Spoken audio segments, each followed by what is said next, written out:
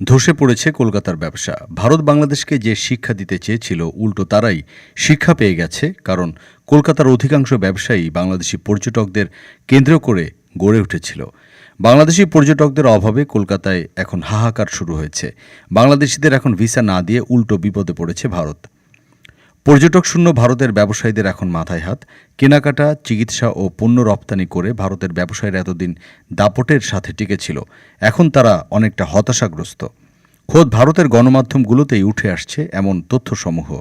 পশ্চিমবঙ্গের জনপ্রিয় গণমাধ্যম প্রথম কলকাতা ব্যবসায়ীদের করুণ আর্তনাদের চিত্র তুলে ধরেছে। এক ব্যবসায়ী বলেন, আমাদের কাস্টমার একদম কমে গেছে। আমরা মূলত বাংলাদেশি কাস্টমারদের উপর নির্ভরশীল। হাসপাতালগুলো ফাঁকা, বেকার বসে আছে ডাক্তাররা। হাসপাতালের কর্তৃপক্ষরা বলছেন, এভাবে চলতে থাকলে তাদের ব্যবসা গুটিয়ে ফেলতে হবে। চিকিৎসা করাতে আসা রোগীরা না আসায় আবাসন খাতেও ধস নেমেছে। ক্ষতির মুখে পড়ে এখন অনেক ব্যবসায়ীরা ব্যবসা গুটিয়ে ফেলেছে।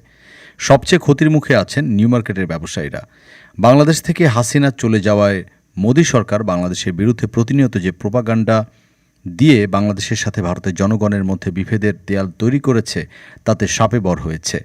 কলকাতার এই দুর্দশার পর ভারত বুঝতে পেরেছে, ডক্টর ইউনূসের সাথে লড়তে হলে তাদেরই ক্ষতি হবে। তাই ভারত বাংলাদেশের সাথে আগ বাড়িয়ে সুসম্পর্ক বজায় রাখার চেষ্টা করছে। কয়েকদিন আগেই ভারতের পররাষ্ট্র সচিব বিক্রম মিস্রি বাংলাদেশে এসে সম্পর্ক উন্নয়নের চেষ্টা করেছে। ভারতের কূটনীতি যে বাংলাদেশের কাছে ব্যর্থ হয়েছে তা প্রমাণিত হলো। ভারত বয়কটের যে পরিকল্পনা, তাতে কুপোকাত হয়েছে মোদী সরকার। ব্যবসায়ী ও কৃষকরা এসবের জন্য মোদী সরকার ও সাংবাদিক ময়ূক রঞ্জনকে দায়ী করছে।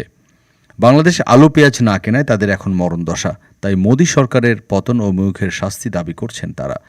ময়ূখের বাড়িতে হামলা ও তার বাড়িকে পাবলিক টয়লেট বানানোর দাবি জানিয়েছেন তারা। বাংলাদেশের সাথে শত্রুতা করে ভারত নিজের পায়ে নিজেই কুড়াল মারবে বলে মন্তব্য করেছেন ব্যবসায়িক নেতারা।